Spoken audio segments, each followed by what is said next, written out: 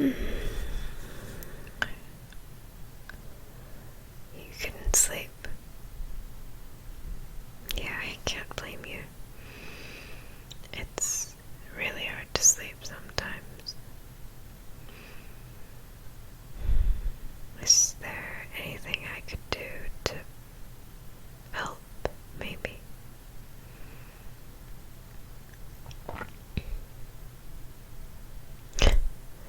A bedtime story? Yeah, I can do that. What do you want me to read? The usual, huh? Are you sure you don't want me to read something else? We have other books, you know. It doesn't need to be that one. But I did tell you I would read what you wanted, so I guess I have no choice. Yeah, okay.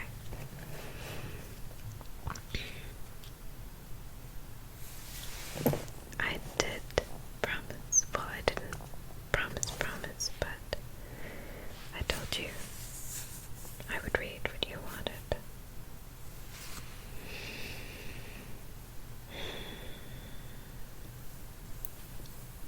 Are you sure you wanted me to read Shrek? There's nothing else you'd rather I read. No, it's fine. I don't have anything against it. It's just a little funny. Okay.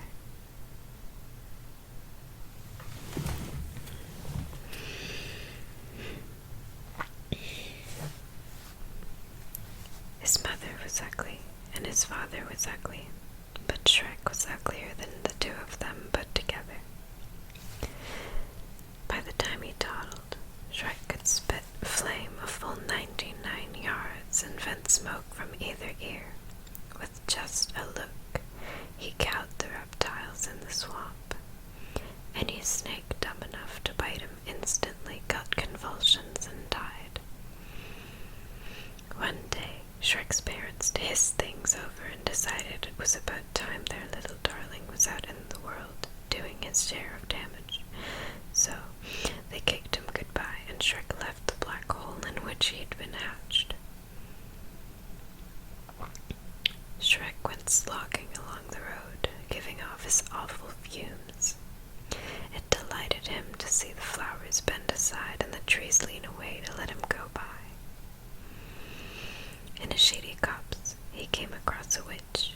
She was busy boiling bats in turpentine and turtle juice, and as she stirred, she crooned, "This is the way I cook my bats. Stir my bats, taste my bats, season my bats in the morning, stew and brew and chew my bats, diddle and fiddle and faddle my bats early in the morning."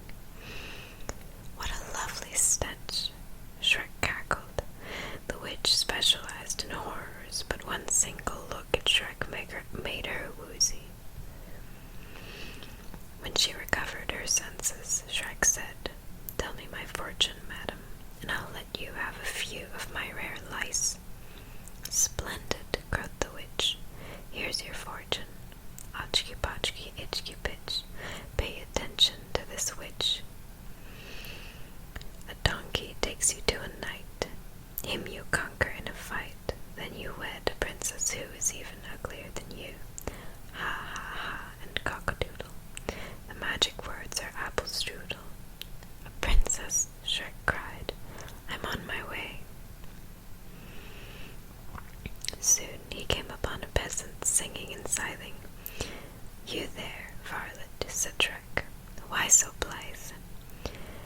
The peasant mumbled his reply. "I'm happy scything in the rye. I never stop to wonder why. I'll hone and scythe until I die, but now I'm busy, so goodbye." "Yokel," Shrek snapped. "What have you in that pouch of yours?" "Just some cold pheasant."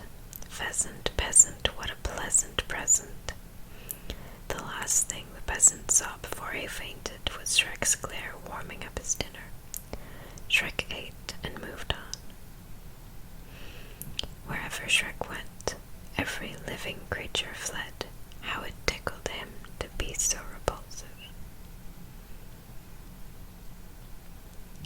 Fat raindrops began sizzling on Shrek's hot knob. "Did you ever see somebody so disgusting?" said Lightning to Thunder. "Never," Thunder growled. "Let's give him the works." Lightning fired his fiercest bolt straight at Shrek's head. Shrek just gobbled it, belched some smoke, and grinned. Lightning, thunder, and rain departed. In high spirits, Shrek stalked on. At the edge of a woods, he found this warning nailed to a tree. "Hearken, stranger, shun the danger. If you plan to stay the same, you'd best go back from whence you came." Shrek, of course, swaggered right past. And sure enough, a little way into the woods, a whopper of a dragon barred his path. Shrek smiled and bowed. The dragon slammed him to the ground, but Shrek just lay there. He was amused. The erasable dragon was preparing to separate Shrek from his noggin, but Shrek caught him between the eyes with a putrid blue flame. The poor dragon thudded over, unconscious for the day. An hour later, Shrek himself was unconscious. He had fallen asleep along the way. He dreamed he was in a field of flowers where children frolicked and birds warbled. Some of the children kept hugging and kissing him, and there was nothing he could do to make them stop. He woke up in a daze, babbling like a baby. It was only a bad dream, a horrible dream. Shrek wandered on. He was wondering if he'd ever meet his princess when he saw a donkey grazing. Was this the donkey the witch had foretold? Shrek hurried over and tried the magic words, apple strudel. The donkey raised his sleepy eyes and brayed. "I gaze in the green as I graze in the green. Seeking out the clover, I laze and spend my days in the green, a chewing, chomping rover."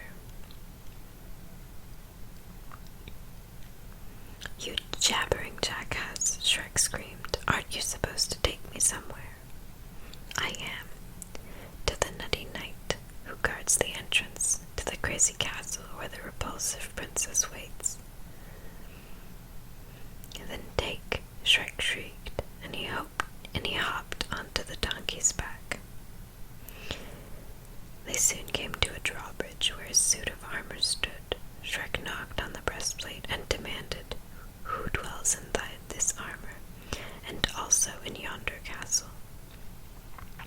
"In here, a fearless knight. In there, a well-born fright," was the answer.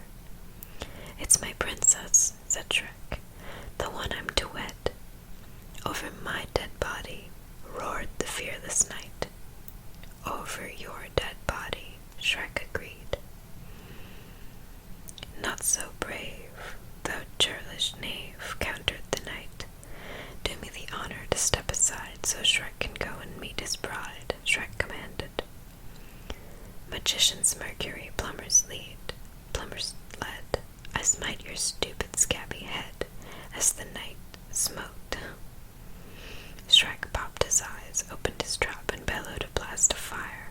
The knight, red hot, dove into the stagnant moat. With a nasty snort of triumph, Shrek crossed the bridge and marched into the castle, and there, for the first time ever, he found out what fear was. All around him were hundreds of hideous creatures. He was so appalled he could barely manage to spit a flame. All those horrid others spat back. He started to run. They all ran. He lashed out at the nearest one, but what he struck was glass. Shrek was in a hall of mirrors. "They're all me," he yodeled. "All me." He faced himself, full of rabid self-esteem, happier than ever to be exactly what he was.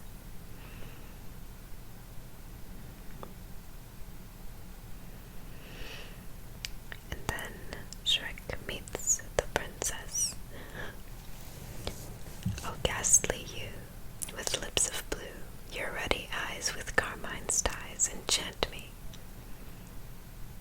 I could go on. I know you know the reason why I love you so. You're ugly, said the princess. Your nose is so hairy.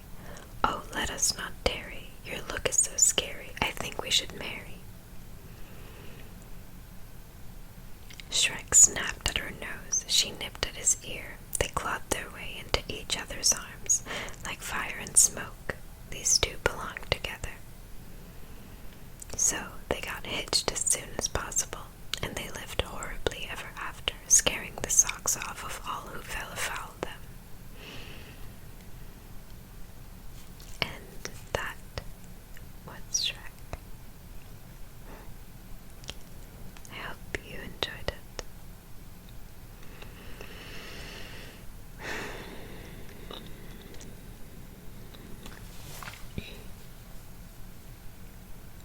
But now it's pretty late, so I think you should try to sleep, okay, babe?